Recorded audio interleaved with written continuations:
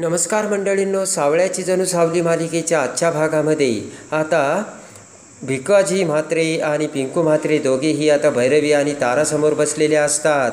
तेवढ्यात आता पिंकू म्हणतो की लग्न मोठं दणक्यात झालं पाहिजे बरं का. तर आता भिकाजी म्हणतो की दणक्यात. तर तेवढ्यात भैरवी म्हणते की तुम्ही विसरताय की तुम्ही वजे घराण्याशी संबंध जोडताय, तेव्हा लग्न हे दणक्यात होईलच. तर आता लगेच भिकाजी म्हणतो की लग्न दणक्यात कसं होतं आहे आणि कसं असतं ना ते मला चांगलंच ठाऊक आहे, कळलं का.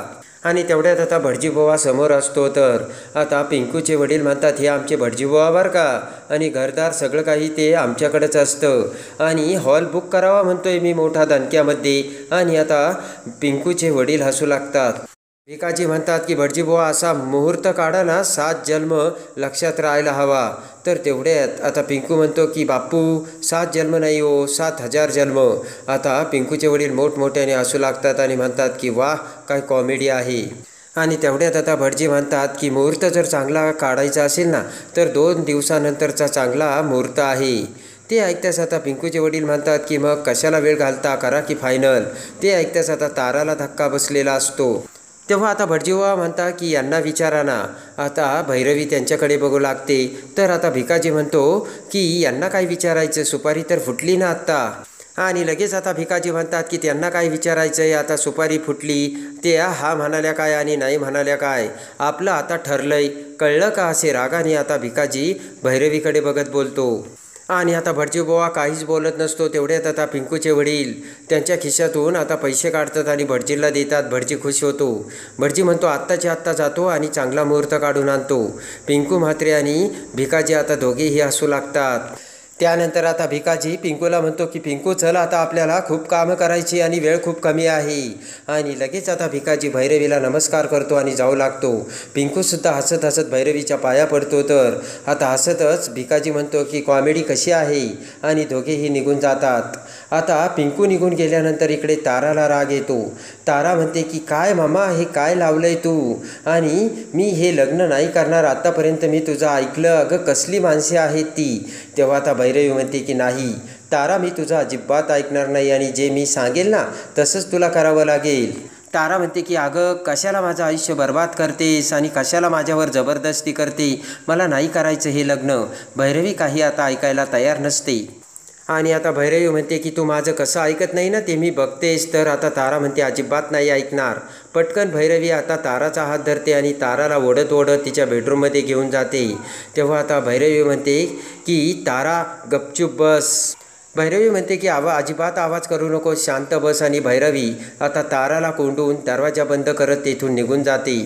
इकडे आता तारा ही जोराने दरवाजा ओढत असते आणि भैरवीला हाक मारत असते. आणि भैरवीने दरवाजा बंद केलेला असतो. तर तेवढ्यात आता तिलोत्तमा सोहमसाठी तारा आणि सोहमचा म्हणजे ताराचा हात मागण्यासाठी आता भैरवीच्या घरी आलेली असते. तिलोत्तमा आता भैरवीला हाक मारते. आणि तेवढ्यात आता तिलोत्तमाचा आवाज ऐकून भैरवी पुन्हा ताराकडे जाते आणि म्हणते की याद राख, जर पुन्हा तो आवाज काढला ना बाहेर तिलोत्तमा आली, आणि जर तिला काही कळालं तर माझे इतकं कुणी वाईट नाही, असे म्हणत आता भैरवी बाहेर जाते. तर इकडे तिलोत्तमा 2-3 वेळेस आता भैरवीला हाक मारते. आणि आता तिलोत्तमाने शुभ शगुनसुद्धा आणलेला असतो. आणि तेवढ्यात आता भैरवी ही तिलोत्तमासमोर येते. तिलोत्तमा आता खुश होते. तेवढ्यात आता भैरवी म्हणते की तिलोत्तमा तू अशा वेळी आणि आत्ता. तेवढ्यात आता तिलोत्तमा म्हणते की आयुष्यात काही घटना अशा अचानकच घडतात, त्यामुळे यावं लागतं. तारा कुठे आहे बरं. आणि तेवढ्यात आता तिलोत्तमा इकडे तिकडे बघते आणि म्हणते की तारा कुठे आहे, बोलव बरं तिला. तिलोत्तमा खुश झालेली असते. इकडे तिकडे बघत आता भैरवी म्हणते तारा ना, तारा बाहेर गेली. तर तेवढ्यात आता काहीतरी भांडं पडल्याचा आवाज येतो आणि तिलोत्तमा आता वर बघते. आणि त्यानंतर आता तिलोत्तमासुद्धा संशयाच्या नजरेने इकडे तिकडे बघू लागते. इकडे आता मेंदळ्यांच्या घरी सावली ही किचनमध्ये भाजी निवडत बसलेली असते. आणि तेवढ्यात आता सावलीला एक फोन येतो आणि एका आता निनावी मोबाईलवरून फोन आलेला असतो. तेवढ्यात आता सावली फोन उचलते आणि तिकडून तो माणूस म्हणतो की तू सावली बोलते ना. तर सावली म्हणते हो, तुम्ही कोण बोलताय. तर तो माणूस म्हणतो की मी कोण बोलतो हे महत्त्वाचं नाही, मला तुझी काळजी वाटते म्हणून मी तुला फोन केला आहे. तर आता सावली म्हणते माझी काळजी, आणि का, कशासाठी. आणि त्यानंतर आता सावली म्हणते की तुम्ही कोण आहात आणि माझी काळजी कशाला करताय. तर तो माणूस म्हणतो की मी जे सांगतो ते ऐक, तुझं सौभाग्य धोक्यात आहे. ते ऐकताच सावली खडकन जागेवरून उठते आणि सावली म्हणते की सारंग सरांना काहीच होणार नाही. तर तो माणूस म्हणतो की होऊ शकतं ना. आणि आता तो माणूस म्हणतो की तुला काही विश्वास नाही आहे का, आणि जर तुला विश्वास नसला तर त्याला एक फोन करून बघ, त्याला काही होऊ शकतं. आणि लगेच तो माणूस मोठमोठ्याने हसू लागतो. आणि आता त्या माणसाने फोन कट केलेला असतो आणि सावली खूप काळजीत पडलेली असते. आणि आता सावली विचार करू लागते. आणि त्यानंतर आता इकडे तिलोत्तमा ही भैरवीकडे संशयाच्या नजरेने बघते आणि म्हणते की आतमध्ये कोणी आहे का, कसला आवाज आला आहे. इकडे तिकडे बघत आता भैरवी म्हणते की त्याचं काय आहे ना, सकाळपासून एक मांजर ना खूप त्रास देतंय. आणि ते ऐकताच आता भैरवी इकडे तिकडे बघते आणि म्हणते तू बस ना गं तिलोत्तमा, आणि इकडे कसं काय येणं केलंस. तेवढ्यात आता तिलोत्तमा खाली बसते आणि म्हणते की सरळ मी मुद्द्याचंच बोलते. आणि लगेच आता तिलोत्तमा म्हणते की त्याचं काय आहे ना, की मी आता थोडा वेळ आपली मैत्री बाजूला ठेवते. आणि तेवढ्यात आता तिलोत्तमा म्हणते की आपल्या मैत्रीचा विषय मी थोडासा बाजूला ठेवते आणि मी आता तुला ऑफिशियल सांगते, मी तुझ्या लेकीचा म्हणजे ताराचा हात माझ्या लेकासाठी सोहमसाठी मागायला आली. आणि तिलोत्तमा खुश होऊन आता भैरवीकडे बघत हसू लागते. तर भैरवीला मोठा धक्का बसलेला असतो. तिलोत्तमा म्हणते की मला एवढा आनंद झाला आहे काय सांगू, आणि मला माहिती मला जेवढा आनंद झाला तेवढाच आनंद तुलासुद्धा झाला असणार आहे. आणि म्हणूनच मी तुला फोनवर काही न कळवता डायरेक्ट इथे आली. आणि म्हणून हे सरप्राईज आणि ही गुड न्यूज देण्यासाठी डायरेक्ट मी इथे आली. तेव्हा आता भैरवी तुला ही मेंदळ्यांची मागणी मान्य आहे ना, असे आता तिलोत्तमा ही भैरवीला बोलते. तिलोत्तमा म्हणते की हे सगळं एकदम रीतसर व्हावं म्हणून मी इथपर्यंत आले, नाही तर आपलं हे बोलणं फोनवर सुद्धा होऊ शकलं असतं. आणि तेवढ्यात आता तिलोत्तमा म्हणते की भैरवी तेव्हा तुला हे लग्न मान्य आहे ना. तर लगेच भैरवी उठून थोडीशी बाजूला जाते आणि म्हणते की सॉरी तिलोत्तमा, पण मला हे लग्न मान्य नाही. ती ऐकतेच आता तिलोत्तमाला धक्का बसलेला असतो. आणि आता क्षणात तिलोत्तमाच्या चेहऱ्यावरचा आनंद गायब झालेला असतो. तिलोत्तमा उठून उभा राहत भैरवीचा हात धरते आणि म्हणते की भैरवी तू काय म्हणालीस आता तुला मान्य नाही. अगं मी तुला काय म्हणाले तू व्यवस्थित ऐकलंस ना. भैरवीकडे बघत आता तिलोत्तमा म्हणते की ही तिलोत्तमा मेंदळे तुझ्या मुलीचा माझ्या मुलासाठी हात मागते, तुला कळतंय का काही. मी सोहमसाठी हात मागते आणि तू नकार देते, त्याचं कारण काय असे आता तिलोत्तमा भैरवीला विचारते. आणि तेवढ्यात आता भैरवी म्हणते की माझ्या मुलीचं लग्न कुणाशी व्हावं आणि कुणाचं नाही हा सगळा अधिकार मला असेल. तर आता तिलोत्तमा म्हणते की चालेल ना मला. भैरवीकडे बघत आता तिलोत्तमा म्हणते की मी तुला फोर्सही करत नाही, चालेल मला, तो तुझाच अधिकार आहे, पण तुझ्याकडून मला ही अपेक्षा नव्हती ती भैरवी. आणि लगेच आता तिलोत्तमा म्हणते की मला असं वाटत होतं की आपण ना एकदम पक्क्या मैत्रिणी आहोत आणि त्या आशेने मी तुझ्याकडे आले होते भैरवी. आणि आता इकडे आता तिलोत्तमा म्हणते की आपल्यात कधी वाद नाही, विवाद नाही, भांडणं नाही, मग आता ही का. आणि आता तिलोत्तमा ही भैरवीला पुन्हा प्रश्न विचारते का भैरवी. तर आता भैरवी म्हणते की कारण माझी मर्जी नाही. तर आता तिलोत्तमा म्हणते की मर्जी काय बोलतेस तू ही भैरवी. तिलोत्तमा म्हणते की आत्तापर्यंत तर तुझी मर्जी ह्या विषयच नव्हता, मग आता कुठून आली ही तुझी मर्जी. आणि इकडे आता भैरवी म्हणते की तुझ्यासारखं मी जर असं म्हणाले असते की माझी मर्जी आणि मी जर तुला मदत केली नसती तर मग तुझं काय झालं असतं. तिलोत्तमा म्हणते की त्यावेळेस तू काय केलं असतं, सगळ्याच बाजूने तू एकटी पडली होती आणि त्यावेळेस तुला मदतीची गरज होती आणि ती मदत मी तुला केली आहे भैरवी, कळतंय का तुला काही, असे तिलोत्तमा भैरवीला बोलते. आणि लगेच आता तिलोत्तमा म्हणते की ज्या वेळेस तू पूर्णपणे ढासळली होती त्यावेळेस ही तिलोत्तमा मेंदळे तुझ्या पाठीशी पूर्णपणे ठामपणे खंबीरपणे उभा होती, कळतंय का तुला, असे आता तिलोत्तमा भैरवीला सांगते. आणि त्यावेळेस जर मी तुला मदतीचा हात दिला नसता तर मग काय झालं असतं तुझं. आणि त्यावेळेस मी म्हणू शकत होते की मी नाही तुला मदत करणार, तुला काय करायचं ते कर, त्यावेळेस तुझी काय अवस्था झाली होती हे सगळं आता तिलोत्तमा भैरवीला सांगते. आणि त्यावेळेस मी तुला म्हणू शकत होती माझी मर्जी, मी नाही करणार तुला मदत, बोल ना भैरवी. तर आता तिलोत्तमा म्हणते की भैरवी मला माहिती आहे तू हे मनापासून बोलत नाही आणि खरं कारण हे नाही आहे, खरं कारण वेगळंच आहे, सांग भैरवी. आणि लगेच आता भैरवी म्हणते की तुला खरं कारण ऐकायचं आहे का. तर तिलोत्तमा म्हणते हो. तर आता भैरवी सांगते की वजे घराण्याची ही रीतच आहे की आम्ही फक्त संबंध संगीत घराण्याशी जोडतो. ते ऐकताच आता तिलोत्तमाला धक्का बसतो आणि लगेच आता भैरवी म्हणते की मला माझ्या तारासाठी संगीत घराणंच पाहिजे. कळलं का तुला आता खरं कारण? तर तिलोत्तमाला धक्का बसलेला असतो आणि लगेच आता तिलोत्तमा म्हणते की तुला कळतंय का माझा सोहम मेहेंदळे म्युझिक कंपनी चालू करतोय. आणि तिलोत्तमा म्हणते की तो एक बिझनेसमॅन तर आहेच, पण आता तो म्युझिक कंपनीचा ओनर सुद्धा आहे. कळतंय का तुला? तिलोत्तमा म्हणते भैरवी तुला तर चांगलंच माहीत आहे, मेहेंदळेंनी जर एखादा बिझनेस सुरू केला तर तो कधीच फेल जात नाही. आपला रेकॉर्ड आहे तसा तुला माहिती आहे ना? तर भैरवी म्हणते माहिती आहे. आणि तेवढ्यात आता भैरवी म्हणते की पण म्युझिक कंपनीचा ओनर असणं आणि स्वतः गायक असणं यात खूप फरक आहे तिलोत्तमा. तिलोत्तमा म्हणते की तू काय बोलते ना ती कळत नाही मला, तू प्रॅक्टिकली विचार कर भैरवी. भैरवी आता ऐकायला तयारच नसते. आता तिलोत्तमा म्हणते की तारासाठी सोहमच योग्य आहे आणि तो ताराच्या कलेचा रिस्पेक्टसुद्धा करतो आणि आम्हीसुद्धा करतोय. तिलोत्तमा म्हणते की सारंगसुद्धा ताराच्या गाण्याचा फॅन आहे. किती वर्षापासून तो ताराचे गाणे ऐकतो. तिलोत्तमा म्हणते की आता आम्ही म्युझिक कंपनी चालू करतो ना तर तारा कायम त्या वातावरणात राहील. ताराला सुद्धा खूप पुढे जाण्याला वाव आहे.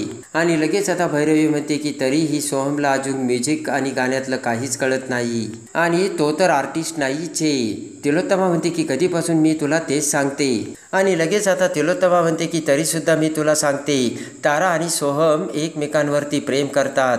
ते ऐकताच आता भैरवी म्हणते की हे प्रेम वगैरे ना या वयात ते होतच असतं. भैरवी म्हणते की म्हणजे प्रेम असलं म्हणून आपण मुलांच्या आयुष्याची वाट लावून घ्यायची का?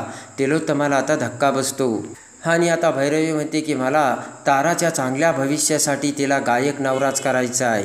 आणि इकडे आता भैरवी म्हणते की मला एक सांग तिलोत्तमा, सावली तुला आवडते का? अजिबात आवडत नाही. आणि उद्या जर सारंग म्हटला माझं सावलीवर प्रेम आहे तर तू सावलीला स्वीकारणार आहे का? ती ऐकताच आता तिलोत्तमाला राग येतो. तिलोत्तमा भैरवीचा हात धरत म्हणते की भैरवी काय बोलतेस आणि कुठला विषय कुठे नेतेस तू?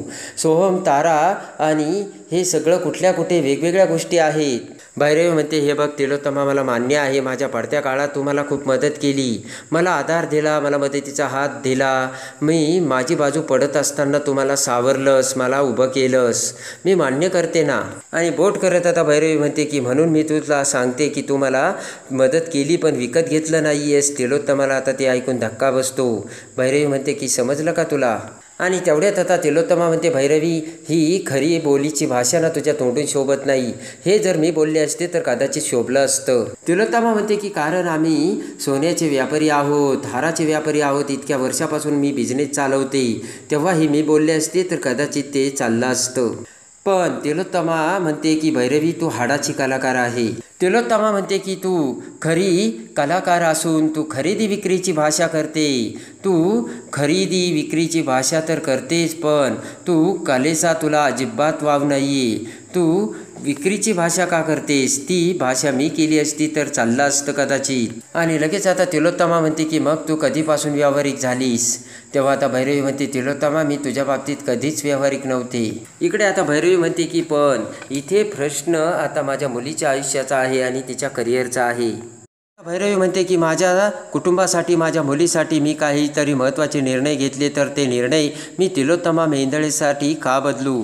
तिलोत्तमा म्हणते की नकोच बदलू तू. तिलोत्तमा म्हणते की मग आपल्या मुलाच्या आनंदाचं काय? आणि भैरवी म्हणते की त्यांच्या आनंदापेक्षा मला त्यांचं करिअर जास्त महत्त्वाचं वाटतंय. इकडे आता तिलोत्तमा म्हणते की जर तुझ्या मुलीने माझ्या मुलासोबत लग्न केलं ना तर तिचं भवितव्य जास्त मोठं होईल आणि महत्त्वाचं होईल. हे तुला कळतंय का? आणि तिलोत्तमा म्हणते की आपल्या मनासारख्या गोष्टी कधीच होत नसतात आणि कॉम्प्रोमाइज हे करावंच लागतं. आणि इकडे आता तिलोत्तमा म्हणते की भैरवी तू काय बोलतेस, अजूनही तू विचार कर. आणि आता भैरवी म्हणते की उद्या मग तू मला अक्कल का शिकवतेस? तूच तुझ्या मनानं कॉम्प्रोमाइज कर ना. तर आता तिलोत्तमाला मोठा राग आलेला असतो. इकडे आता सारंग त्याच्या कारमधून जात असतो. तेवढ्यात आता सारंगचा फोन वाजू लागतो. आणि इकडे आता सारंगला सावलीचा फोन आलेला असतो. आणि सावली म्हणते की सारंग सर तुम्ही कुठे आहेत? तर आता सारंग म्हणतो मी रांजणगावला चाललो आहे, थोडंसं फॅक्टरी वर्क आहे. तेवढ्यात आता सावली म्हणते सारंग सर तुम्ही ठीक तर आहात ना? तर आता सारंग म्हणतो मला काय झालं? सावली म्हणते मला ना एका माणसाचा कॉल आला होता आणि त्याने मला सांगितलं की तुमच्या जीवाला धोका आहे म्हणून. तर आता सारंग म्हणतो की तुझी कुणीतरी थट्टा मस्करी केली असेल आणि दुसऱ्या व्यक्तीला कसे कळेल की माझ्या जीवाला धोका आहे? सारंग म्हणतो की हे बघ सावली, तसा काही विचार करू नकोस, हे बघ मी एकदम व्यवस्थित आहे. आणि आता सावली फोन ठेवते. इकडे आता तिलोत्तमा भैरवीला समजावत असते. तिलोत्तमा म्हणते की मला वाटत होतं की सोहम आणि तारा एकमेकांच्या प्रेमात आहेत, त्यांचं लग्न होईल, सुखानेच ते संसार करतील, पण तसं काही होताना वाटतच नाही. आणि आता तिलोत्तमा म्हणते की मेंदळ्याने आणि वझे घराने एकमेकांच्या खूप परिचयाचे आहे. आणि लगेच आता तिलोत्तमा म्हणते की आपली एवढ्या वर्षापासूनची मैत्री हुई आहे आणि त्यामुळे मला हे नातेसंबंध जोडण्यासाठी खूप मोठी अपेक्षा होती भैरवी. तिलोत्तमा म्हणते की या सगळ्या अपेक्षा घेऊन मी तुझ्याकडे आले होते, पण तू मात्र नकार दिलास भैरवी. आणि लगेच आता तिलोत्तमा म्हणते की मला आता असं वाटतंय की चुकले मी. आणि लगेच आता भैरवी म्हणते मग आता ओळखलं का? जर ओळखलं असेल तर जा. तेव्हा आता तिलोत्तमा म्हणते ओळखलं मी, आता तुला चांगलंच ओळखलं. आणि लगेच आता भैरवी म्हणते की जा मग, रस्ता मोकळा आहे. ते ऐकताच आता तिलोत्तमाला राग येतो. तिलोत्तमा म्हणते जाणार तर आहेच मी, पण एक गोष्ट लक्षात ठेव, मी तुझ्या घरी हे जे आले ना हे शेवटचं असेल, आणि जरी तू माझ्या दरवाजात नाक घासत माफी मागत पाया पडत जरी आली ना तरीसुद्धा मी तुला माझ्या दरवाजात उभंसुद्धा करणार नाही भैरवी. आणि लगेच आता बोट करत आता तिलोत्तमा म्हणते की हा तिलोत्तमा मेंदळ्याचा शब्द आहे भैरवी. काही जरी जरी होईल पण तिलोत्तमा मेंदळ्याचा शब्द कधी मोडणार नाही, एवढं तू लक्षात ठेव, असे आता बोट करत तिलोत्तमाने भैरवीला सांगितलेलं असतं. आणि रागाने तिलोत्तमा तिथून निघून गेलेली असते. आणि तिलोत्तमाने आणलेला तो नारळ आणि ती साडी, आता तिच्याकडे भैरवीचे लक्ष जाते आणि भैरवी विचारात पडते. आणि आता भैरवीने तारासोबतचे नातेसंबंध जोडण्यासाठी तिलोत्तमाला नकार दिलेला असतो आणि तिलोत्तमाचा अपमान करून तिलोत्तमाला पुन्हा माघारी पाठवलेले असते. आणि आता तिलोत्तमा घरी जाऊन आता सोहम आणि तारा यांच्या लग्नासाठी आता भैरवीने कसा नकार दिला हे सांगून सोबतचे कायमचे संबंध जोडून आता इकडे तिलोत्तमा कोणता भयानक निर्णय घेणार हे बघण्यासाठी आणि सावळ्याची जणू सावली मालिकेच्या डेली अपडेटसाठी बेल नोटिफिकेशनवर क्लिक करून आपल्या चॅनलला लाईक करा, सबस्क्राईब करा.